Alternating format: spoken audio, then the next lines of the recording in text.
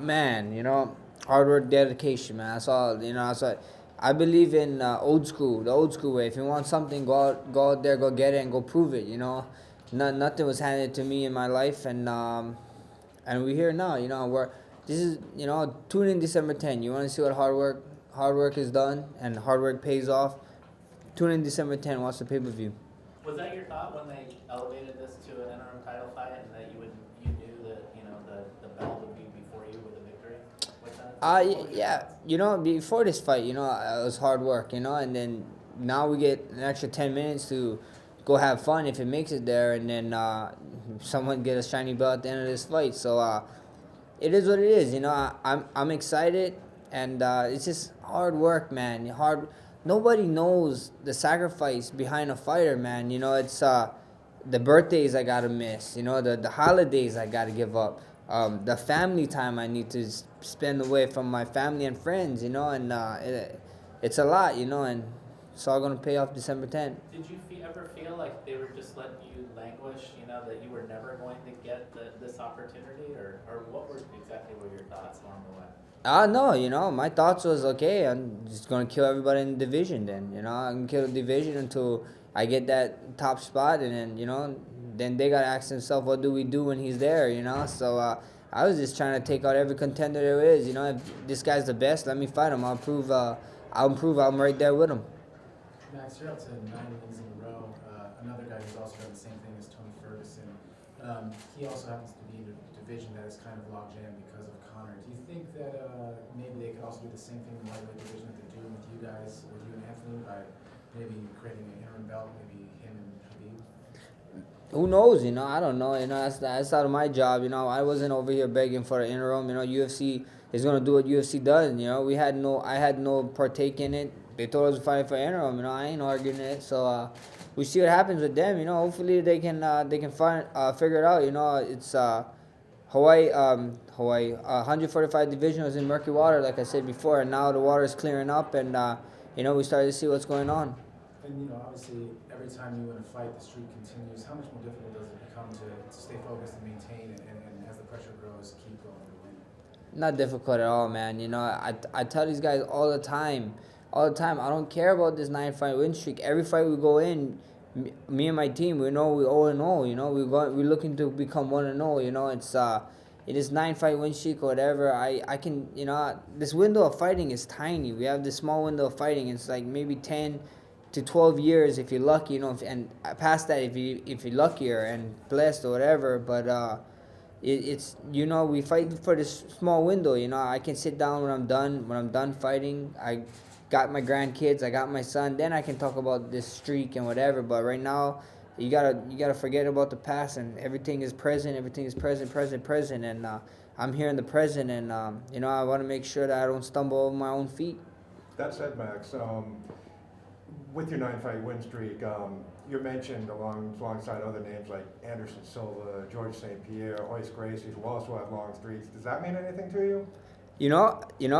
I try not to. I try not to let it. But when you get put at names like that, it's remarkable, and those are legends. And I'm only 24. I turn 25 this upcoming Sunday, and to be talking about amongst them right now at this age is great. It feels great. But imagine when I come their age, and whatever. So I always want to leave a legacy. I always wanted to be a legend in the sport, and I think I'm taking the right steps. But right now I can't focus on that kind of stuff. I just let that thing take care of itself. All I can take care of is one fight at a time, and that's what we're doing. What do you think of the matchup against Pettis?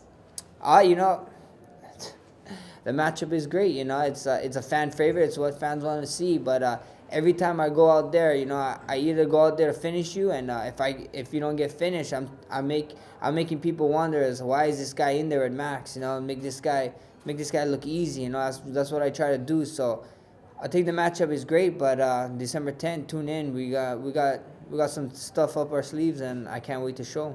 Hey Max, this morning I was listening to you on the radio, and you were telling Heidi Frosty and Frank that after you lost to Bermudas and then McGregor, you realized, oh crap, I got to get my stuff together because I might be getting my walking papers. What exactly is it that shifted? Was it a change in your camp and your mindset? What exactly was that? You didn't really expand upon it. I think the main thing about that stuff, that being said, is my mindset. I got some of the best coaches in the game. I got some of the best teammates in the game. People just don't know us yet. We still a small group out in Hawaii. And I think so. After December 10th, they're gonna see. But the main thing is my mindset, man. My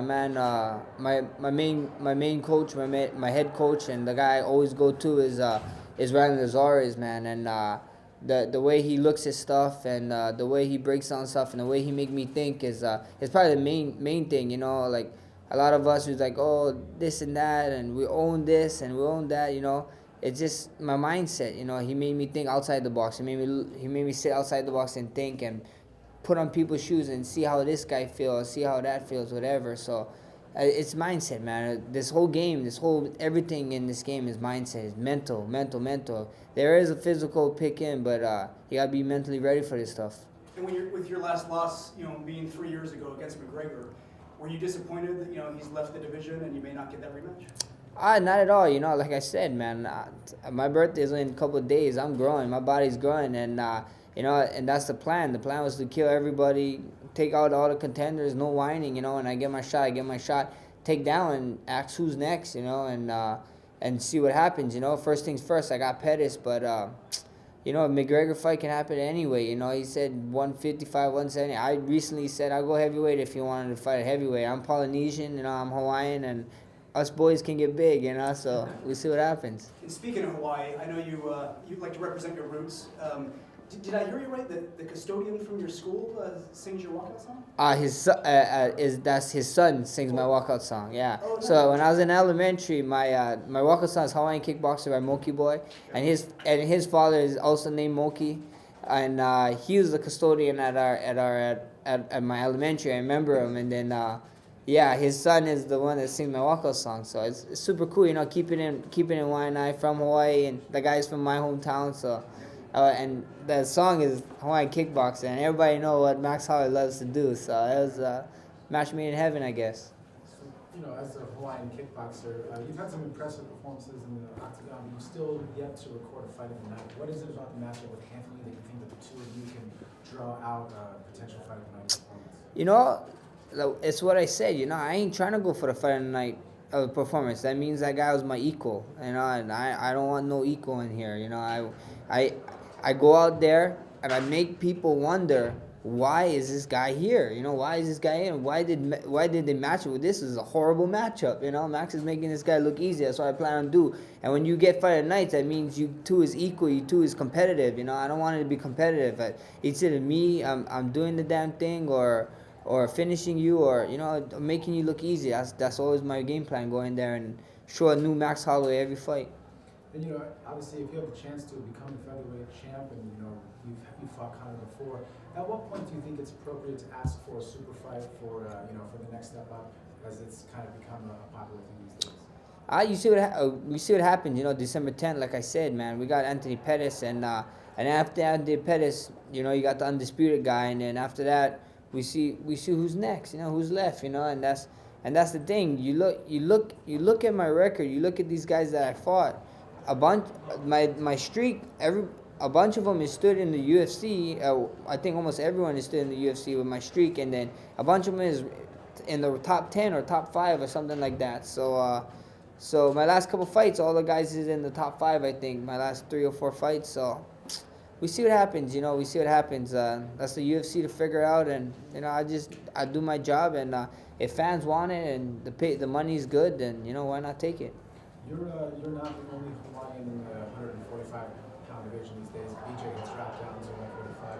What are your thoughts on BJ coming back and taking the fight against a young up-and-comer like you? We see what happens. BJ proved that he was a champ. He was a champion 2 weight class. So he did some great things for the sport, legend in the sport, and we see what happens. It's kind of, we see the old school versus new school in that January fight, and I'm excited for the guy, Hawaiian, and all of Hawaii. I got my boy Yancy Madaris coming up. We got Russell Doan, Louis Smoka, and I'm here with Anthony Pettis, and hopefully we all can make strong cases and get that hashtag UFC Hawaii rolling. And there's a nice little stadium in Hawaii, Aloha Stadium, Dana, Ari now, the newest stuff, and it look good if there's a guy with a belt defending it in there.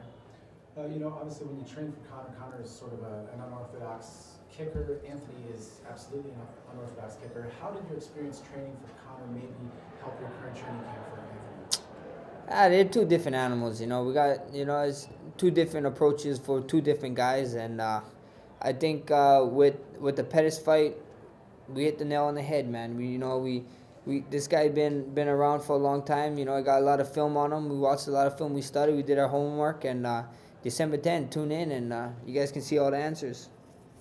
Were you able to bring in someone who can mimic his style in your camp?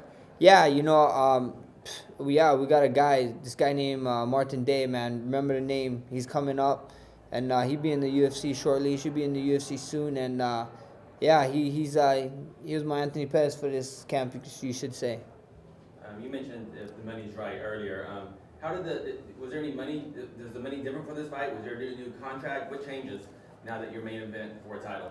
Oh, the money's better for sure. You get to fight for a title, you get the main event, and money gets better for sure. So yeah, the money was good, and I ain't complaining. I got a bump in a pay raise, and we're here. We get to do the damn thing, and one of us get to be champion. And December 10th is gonna be a great night to remember. Does the bigger paycheck, does that change any motivation at all? Or not at all. I had the same guy for 6 weeks, and we was getting ready for him, and now it's just we got a belt, we got 2 extra rounds, I got more money, and now it's time to have more fun, I guess. Speaking of the 5-round fight, there's been some talk for a couple of years now that maybe title eliminators or co-main events could be 5 rounds. Did you ever really always want to have 5 rounds with Anthony? And what do you think about preparing guys to go towards the title to fight for 5 rounds? Man, we stay ready, man. Me and my team, we stay ready. Shout out to my boy Maki Bitoli. He fights December 9th on top of Victory Fight Pass. He's fighting for the 170 belt.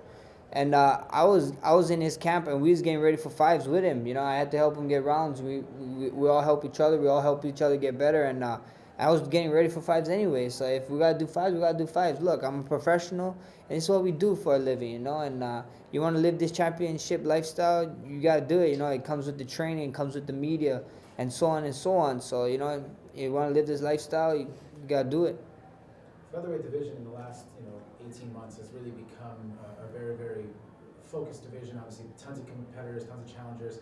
What do you think it says about the sport that it took really 5 years for the division to really become so competitive, and then obviously the other lighter weight classes that are still developing, like bantamweight and flyweight, that are continuously growing and getting tougher? Time, man. I guess it's just time. Time for everything.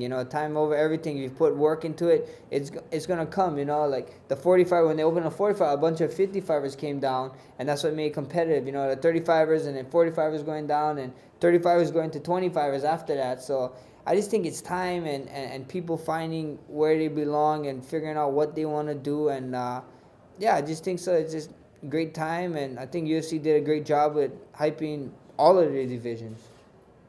Max, what's a guy like you think of this thing that just happened this week with GSP and some of the other guys talking about a fighter association? You just talked about being happy with a little bump in pay. Yeah. What do you think is the overall consensus in response to this thing among active fighters? We see what UFC says, and I don't know. I didn't look into it. I just saw stories about it. I didn't really read into it, whatever. It's like I got this big fight in 8 days. That's the last thing I'm worrying about. I'm worried about going out there, getting mines, and December 10th. Make sure you guys tune in. I think it's going to be a great night. When you look back to the last loss against Conor and see what he's done with his career from that, does that influence someone like you, that the vocal part of it and the charisma part of it need to be at play to kind of boost your brand, so to speak? Have you taken a note from that and done anything differently? People is complain about that and this and that, but it takes a special human being to do that. And Conor's doing it, and he's special. You can't hate on the guy, and if everybody could do it, then everybody would be doing it. And it took him. He can do it. And you gotta understand, you gotta find your itch and hitch and hit it. And and I'm finding mines. You know, this is me. You know, I'm not the guy going around boasting around, flopping my chest around, flopping my arms around. That's not just me. You know, I can't be doing that. That's fake for me. You know, and I can't be fake. I'm gonna be real. You know, this is the real Max Holloway right here, right in front of you guys. The real, honest. This, you see what you get. You know, and if you like it, great. If you don't like it, great. At the end of the day, you tuning in, you buying the pay-per-view, and I'm getting money. So thank you. Is that part of the deal? You guys are getting points on this one? But that's contract deals. We can't say too much about that. You know, you actually, you know, you've seen the real Conor. You shared the cage with him after the fight. You guys had a very cordial embrace. What would you say about him as a sportsman inside the cage, as opposed to obviously how he differs with the public persona? Man, you know, he's. You can see after all his fights, you know, he's very gracious in his defeat and victories. You know, he's a cool guy. You know, it is what it is. You know, I respect the guy and nothing. You know, but at the end of the day, when we get in the cage, we all know it's business. We handle business. He's taking care. You know, you don't have to hate a guy. It makes no sense. You know, this is just business. You know, there's nothing along that after that. Like, I hate this guy, this and that. You know, it's just a business. You know, this is a business. This is how I get paid. This is my job. How important is it to you as a competitor to get another fight with Conor eventually? You know, I want to get fight back with all my losses. You know, I got 3 losses on my record. I would like to get a fight back with all of them. You know, Conor, Poirier, and you know Bermudez. I'm cool with all of them, but you know, at the end of the day, they got one up on me. You know, if you don't want to get equal or even, then come on, what are you in the sport for? You're not competitive anymore. So, you know, with the Conor stuff, I'm not like all these other guys trying to beg for a big payday, you know. Be your own damn payday, make your brand huge, and stop trying to depend on one big payday. Be the damn payday and get these big paydays on your damn self, and that's what I want to do, you know. I ain't trying to beg for them, you know. If you want to fight, we can fight, but I'm going to get there, you know, and I'm going to keep doing me, and I'm going to get there eventually, you know. That's what you got to do. Work hard work pays off. So as a competitor, I think before MMA, you actually were just fighting kickboxing. You were looking at K1 when you were Yeah. You know, at some point when you sort of exercise all this MMA, would you be interested in taking straight up kickboxing fights? Yeah, we see what happens. You know, we see if a kickboxing show comes out and starts killing it. You know, so who knows? You know, I wouldn't knock it out. I always want to, you know, go in there and not worry about having to take someone down. But that's the beauty of MMA, you know, because you can be like, hey, I can change it up. You know, this ain't working, so let's go to this. You know, but I always wanted to just do a kickboxing fight. Kickboxing is fun, man. I love it. That was my first love, and definitely that's not off the books. Yeah, Conor always had an ambition of holding 2 belts. Assuming everything goes your way, and you were to go up a weight class to challenge Conor, I mean, do you want to try to earn 2 belts, or does that matter to you, or would you, assuming you get the featherweight belt, would you give it up before you go up a weight class? Man, who knows? I would love to do that. You know, if I had like everybody hates on this guy for what? You know, if you had the opportunity, you know, damn straight you would take it. You know, so if I had the opportunity, yes, you know, it's history. You know, let's make history. I want to make history. I want to break history. Like I said before, Conor McGregor set this bar, and bars is always meant to be broken. I'm trying to break it. You know, and if you're not trying to shoot or break it, then you know why you in the game? Then why you just trying to? I ain't trying to just be this guy, you know, just chugging along. No, I'm trying to be the leader of the pack, and that's what I plan on doing. If I get the opportunity, damn straight, I would want to fight 2. Give me 3, you know, let's do it. You know, let's make history. Max, you know, you've always fought at 145 in the UFC, but you came in when you were 20 years old. You're almost 25 now, so your body grows and changes. How has it become more difficult to make the cut? And then, obviously, I know that when you fought Clay Collard, he missed weight. What are your thoughts on guys that miss weight, especially you shared the cage with Holloway, and there's been some issues with guys like Kelvin Gastelum and John Lineker? You know, like you said, I'm growing, and with the whole missweight thing, with the Clay Collard fight, we actually agreed to 150. He said he couldn't make it, so to save the fight. I was on a short notice fight. I would have made 45 though. We was good. At the 45 cut for me is still easy with me growing. Like I got this guy right here. He's always on it. I got my nutritionist, my auntie and my uncle, Mike's Bill's Fire Grills over there in Oahu, Hawaii, in Kapolei, and they make all my meals and they keep me fresh. But the Clay Collard fight, we accepted it at 150 and to save the fight, whatever. But you know, missing weight is it's just crazy to me. You know, it's we're professionals here. You know, this is what we do for a living. This is your job to actually do the actual real job is to make weight, you know, as a part of your job. So you need to make. That's like you guys coming here with no cameras and no notepads and no voice recorders or whatever. You guys just interview me and trying to remember everything I say. No, you know, you need something to document it. So that's our job. Our job is to make weight, and you know, it's just silly. Do you think the penalties are not severe enough that guys keep missing weight? I think allowing guys to keep it missing, you know, like one time, you know, okay, 2 times, okay, but anything after 2, it's like, really, man, like, what are you doing, you know, like, you need to go up or figure something out, because it's pretty crazy, you know, this is our job, man, you know, it's that's how you step into the cage to fight. You need to make weights. I don't know, yeah, it's kind of frustrating, man. I don't know what it is. I don't know how to pick it up, but, you know, one time, it's okay, but when you start getting to like that 3 or more times, like, come on, man, you know? You know, the UFC Melbourne show, they did not do the morning weigh-ins. Oh, yeah. Do you know in Toronto if they're going to do the morning weigh-ins? I do not know. I think they will be doing the morning weigh-ins. So, And does it matter, how much does it matter to you, having the morning weigh-in versus having to wait till the afternoon? oh, I love the morning weigh-ins. You know, at the morning weigh-ins, I think you shouldn't be missing weight. They give us like a 2 or 3 hour time frame and be like, hey, look, you guys can weigh in from this time to this time.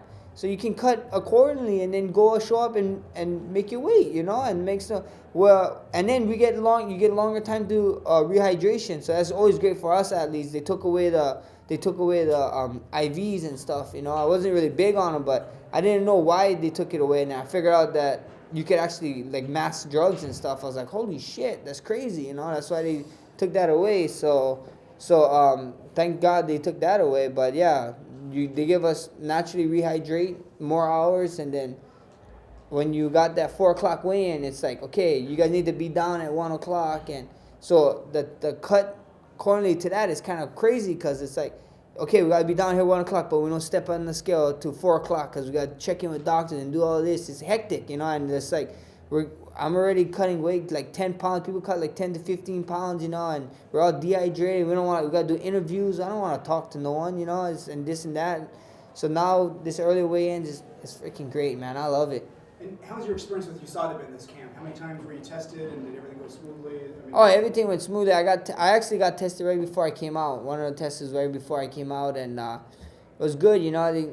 They're on your time, so yeah, I can do whatever I want, and I just gotta follow me around until I gotta pee and stuff, and which is hard because they make me drink a bunch of water, and I'm like, man, like, just come in the morning, please. I gotta piss in the morning, and then they make me drink this bunch of water. I'm all bloated, but I love it, man. You know, clean up the sport. One thing that people don't get is like you can kill someone. So why would you want to do performance enhancing drugs? And you can really hurt someone. You know, you can hurt someone already, and now you 10 times or 100 times multiplying of killing someone and seriously hurting someone's livelihood. This is what they do for a job, you know what I mean? And you want to go out and do that, that's a shame. So I like USADA. I like what UFC is doing with USADA, and I'm grateful for them. Do you feel you fought opponents who were cheating? Yeah, I don't know, you know, I'm not going to blame no one, you know, but it speaks for himself, you know. You see all these guys that was all big before USADA came out. They're kind of deflating now, and then you see guys like me who's small, and then I'm getting bigger, so, you know, damn straight, I ain't doing shit, you know, I ain't about that life. Anthony Pettis has been a big name in UFC and MMA for quite some time, but he was in the lightweight division, so maybe not on your radar. When exactly did he appear on your radar, and what were your thoughts when he dropped down to featherweight? You know, actually, I knew him for a long time. You know, I watched those guys like from WEC days, and you know, in one of there's this magazine called MMA Hawaii, and in one of my interviews, I said that, you know, my future, like my ideal fights would be like against Anthony Pettis and Jose Aldo, and then and now we hear 5-6 years later, I get the shot to fight Anthony Pettis, and then if everything goes good, we might get a shot to fight Jose Aldo. So you know, it's great. You know, it's a great competition. Like you said, he did a lot for the sport. He's on a Wheatie box, for Christ's sakes. You know, it's like that's a huge deal. You know, and it's cool. You know, it's cool to fight a guy with a name like that, and we see what happens. Like I said before, people would always compare me to Pettis when I first came in. You know, I actually got flown out to for Jeremy Stevens' camp when he was fighting stuff and whatever because of my similarities, but you know, now maybe people stop talking about that because I know damn straight my name is Max Holloway. So I told everybody it's cool to compare me, but I ain't that guy. My name is Max Holloway, and maybe people start telling him, "Oh, you fight like Max Holloway after this fight."